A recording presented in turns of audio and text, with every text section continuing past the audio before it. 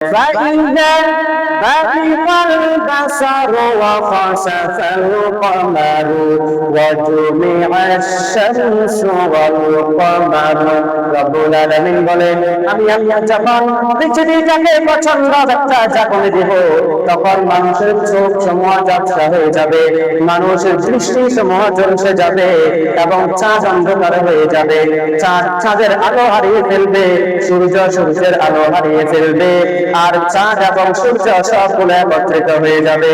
মানুষ যখন এটা দেখবে চাঁদের কোনো আলো নাই, সূর্যের কোনো আলো নাই, মানুষ তখন চোখবে আর বলতে থাকবে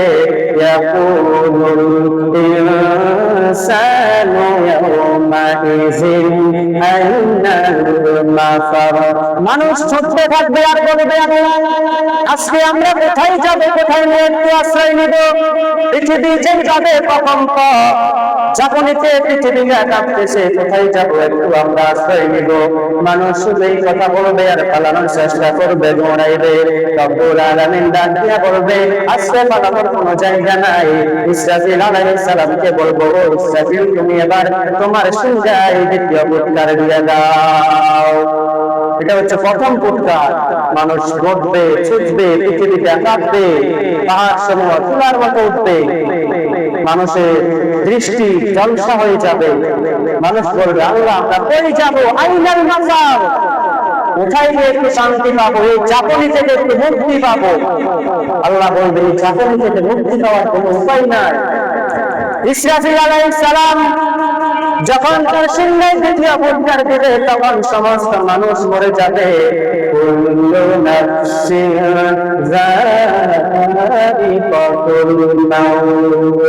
দুনিয়াতে যত জন্তু সমূহ আছে, যাদের প্রাণ আছে, রব্বুল আলামিন বলেন ইসরাফিল আলাইহিস সালাম যখন দ্বিতীয় ফুৎকার দিব তখন আমরা মানুষ জীব-জন্তু যা আছে সবগুলা পৃথিবী থেকে বিদায় হয়ে যাবে। কোরআনে কারীমের মধ্যে রব্বুল আলামিন বলেন কুল্লু মান আলাইহা ফান। দুনিয়ার মধ্যে যা কিছু আছে সবগুলা ফানা হয়ে যাবে, বেঁচে থাকবে একজন। আওয়াজ দিয়ে বলেন তিনি কে? আরো জোরে বলেন তিনি কে? রব্বুল আলামিন কোরআনে কারীমের মধ্যে বলেন সবগুলা যখন ফানা হয়ে যাবে, মানুষ থাকবে না, জীব-জন্তু কিছুই থাকবে না, রব্বুল আলামিন বলেন ওয়া ইয়াবকা ওয়াজহু রাব্বিকা যুল জালালি ওয়াল ইকরাম। জোরে বলুন আল্লাহু আকবার। সবগুলা ফানা হয়ে যাবে, একমাত্র আল্লাহ রাব্বুল আলামিন থাকবে। রব্বুল আলামিন ওই দিন দুনিয়াকে ডাক দিয়া বলবে ইয়া দুনিয়া, এই দুনিয়া তোমার উপরে বড় বড় পাহাড় গুলো কোথায়? তোমার উপরে বড় বিল্ডিং ছিল 100 তলা 120 তলা। ইউরোপ কান্ট্রিতে আপনি দেখবেন বড় বড় বিল্ডিং, সবগুলো যখন করে শেষ হয়ে যাবে রব্বুল আলামিন দুনিয়াকে ডাক দিয়া বলবে ও দুনিয়া তোমার উপরে পাহাড় গুলো কোথায়? তোমার উপরে বড় বড় বিল্ডিং গুলো কোথায়? তোমার উপরে সাদা বাজরা ছেলেরা কোথায়? আইনাল মুতাকাব্বিরুন। তোমার উপরে যারা অহংকারী করতো, দাম্ভিকতা করতো, দুনিয়ার জমিনে বলতো আমি বড় নেতা, তার সাথে কোনো কথা বলতে পারতো না। আজকে তোমার উপরে ওই মানুষগুলো কোথায়? দুনিয়ার কোনো জবাব থাকবে না। রব্বুল আলামিন নিজেই ডাক দিয়া বলবে লিমানিল মুলকুল ইয়াউম। আজকের এই দিনের রাজত্বটা কার? দুনিয়াতে তোমরা অনেক রাজত্ব করেছো।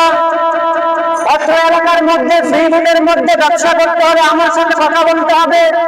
আমার সাথে কথা বলা ছাড়া যদি আপনি ব্যবসা করেন আপনার ব্যবসা টিকবে না, সবগুলা ধ্বংস করে দিবে। রব্বুল আলামিন কাল কিয়ামতের মধ্যে বলবেন লিমানিল মুলকুল ইয়াউম। আজকের এই দিনের রাজত্ব কার? ওই দিন যে দুনিয়াতে মানুষের সাথে অহংকারী করতো, চাঁদাবাজি করতো, টেন্ডারবাজি করতো, তারা আজকে কোথায়? পৃথিবীর মধ্যে কোনো জবাব থাকবে না, কোনো মানুষে থাকবে না।